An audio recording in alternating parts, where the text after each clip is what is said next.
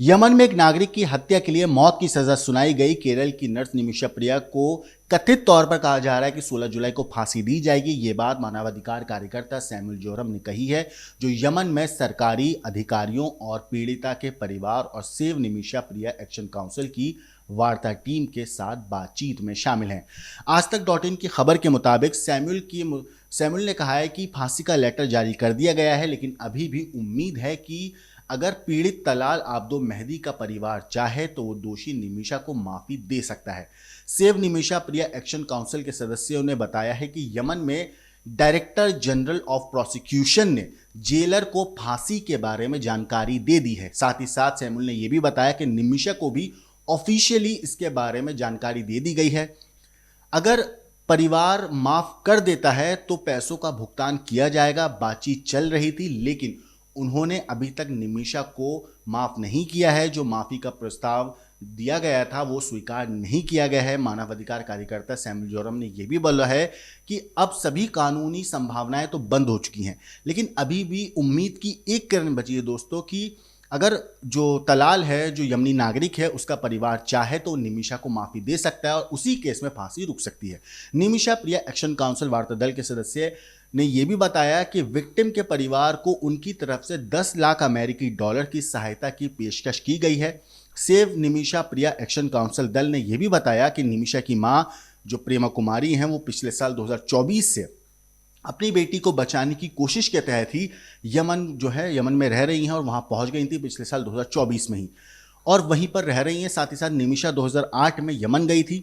2015 में उसने अपना खुद का क्लिनिक खोलने से पहले कई अस्पतालों में काम किया था, जिसमें तलाल आब्दो मेहदी उसका स्थानीय पार्टनर था। निमिषा परिवार के मुताबिक विवाद तब शुरू हुआ जब उसने निमिषा पर, यानी तलाल आब्दो मेहदी ने निमिषा पर धन के गबन का आरोप लगाया था। कथित तौर पर मेहदी के पास मौजूद अपना पासपोर्ट वापस पाने के लिए निमिषा ने तलाल आब्दो मेहदी को बेहोश करने के लिए बेहोशी वाला इंजेक्शन लगाया था। हालांकि कथित तौर पर ओवरडोज की वजह से तलाल की मौत हो गई। निमिषा को यमन से भागने की कोशिश करते वक्त गिरफ्तार किया गया था। पिछले साल 30 दिसंबर को यमन के राष्ट्रपति रशद अल आलिमी ने निमिषा प्रिया के खिलाफ मौत की सजा को मंजूरी दी थी, जो 2017 से जेल में है। मगर दोस्तों, ये तो कहानी हुई निमिषा की कि किस तरीके से पकड़ी गई, क्या था, और अब जो फांसी की सजाई है। मगर आपने पैसों की बात जरूर सुनी हो, जो सुनी आपने वो पैसों की बात यह है कि ब्लड मनी के रूप में वो पैसे देने होंगे। तो चलिए अब समझते हैं कि ब्लड मनी देकर कैसे बच सकती है यमन में फंसी केरल की नर्स की जान, और इस्लामिक कानून जो है वो इस मामले में क्या कहता है। नमस्कार दोस्तों, मेरा नाम है मोहम्मद आसिम और आप देख रहे हैं क्राइम तक। पलक्कड़ जिले की निमिषा नर्सिंग की पढ़ाई के बाद शादी करके साल 2012 में परिवार समेत यमन पहुंच जाती हैं। यहाँ पहुंचने के बाद वो अपने अपने जो है एक अस्पताल खोलने की प्लानिंग बनाती हैं, क्योंकि यमन का कानून कहता है कि सिर्फ वहाँ के जो नागरिक हैं वही ऐसा कर सकते हैं। तो इस काम में निमिषा को मदद लेनी थी, तो मदद के लिए उसने तलाल आब्दो मेहदी से बात करी, जो अस्पताल में काम के दौरान उसके संपर्क में आया था। मीडिया रिपोर्ट्स में कहा जा रहा है कि तलाल ने निमिषा के साथ पहले नकली पेपर बनवाए, और नकली पेपर थे शादी के, ताकि नर्स जो है निमिषा, उसको अस्पताल चलाने का लाइसेंस मिल सके। यहां तक तो सब ठीक था, लेकिन कहानी तब बदलती है जब साल 2015 में यमन में सिविल वॉर छिड़ जाता है। हूती विद्रोहियों के हमले के बीच निमिषा परिवार के साथ वापस भारत लौट आई, लेकिन जितनी भी जमा पूंजी थी, जो पैसा था, वो सब यमन में लगा हुआ था।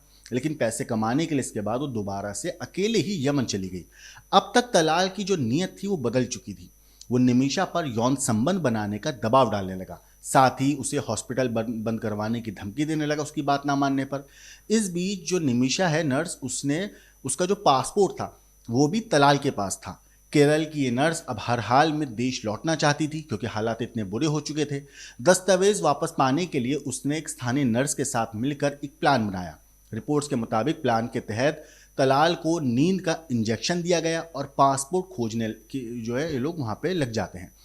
इस बीच ओवरडोज की वजह से यमनी नागरिक तलाल की मौत हो गई। घबराई हुई निमिषा और स्थानीय नर्स ने मिलकर मरहूम के शरीर के कई टुकड़े किए, उसे पानी की टंकी में डाला, लेकिन जल्द ही वो पकड़ी गई। साल 2020 में निमिषा को मौत की सजा सुनाई गई। इसके बाद से ब्लड मनी देकर नर्स को छुड़वाने की बात हो रही थी। कई कैंपेन भी चलाए गए ताकि पैसे जमा हो सकें। अब इसी मामले में आगे बढ़ते हुए ब्लड मनी ट्रांसफर होने जा रहा है। इतना ही नहीं, ब्लड मनी अगर मान लो जो निमिषा है उसको फांसी की सजा नहीं होती है, अगर वो माफी मिल जाती है, तब वो पैसा जो है तलाल के परिवार वालों को ब्लड मनी के रूप में दिया जाएगा। अब ब्लड मनी जो होती है वो होती है कि इस्लामिक कानून के मुताबिक अगर मैं आपको बताऊं, पीड़ित या उसका परिवार तय कर सकते हैं कि क्रिमिनल को क्या सजा दी जाए। मर्डर के मामले में भी यही नियम है। वैसे यमनी नियम में खून के दोषी को मौत की सजा मिलती है, लेकिन पीड़ित परिवार के पास हक है कि वो मर्डर को पैसे लेकर माफ कर सके। यही दिया है जिसे ब्लड मनी भी कहते हैं। इस्लाम के जानकार मानते हैं कि यह तरीका न केवल माफ करने का मौका देता है, बल्कि मॉनिटरी सपोर्ट से पीड़ित के परिवार को कुछ हद तक इंसाफ भी मिलता है। दिया के लिए कोई तय रकम नहीं है। जुर्म करने वाला और पीड़ित परिवार दोनों आपसी सहमति से तय करते हैं कि कितने पैसे दिए जाएं।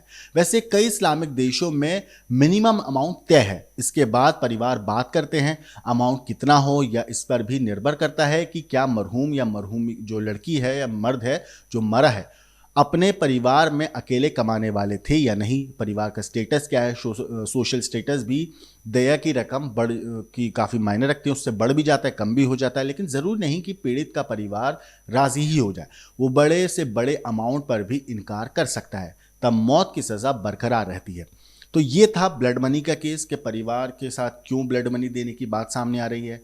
$10 लाख की बात सामने आ रही है कि अगर जो तलाल है उसका परिवार मान जाता है यमनी नागरिक का, तो इतना अमाउंट दिया जाएगा। और ये अमाउंट जो जमा किया गया है, अलग अलग कैंपेन्स चला के ये पैसा जमा किया गया है ताकि निमिषा की जान बचाई जा सके। हालांकि निमिषा के ऊपर काफ़ी गंभीर आरोप लगे हैं और अब ये भी कहा जा रहा है कि 16 तारीख को निमिषा को फांसी दी जाएगी। हालांकि इस पूरे मामले पर जो भी अपडेट आएगा वो तो हम आपको जरूर बताएंगे, लेकिन निमिषा के इस केस के ऊपर आपकी क्या कुछ राय है, आपको जो भी कहना है मैं कमेंट करके जरूर बताइएगा। लेकिन देश और दुनिया की बाकी क्राइम की खबरों के लिए देखते रहिए क्राइम का।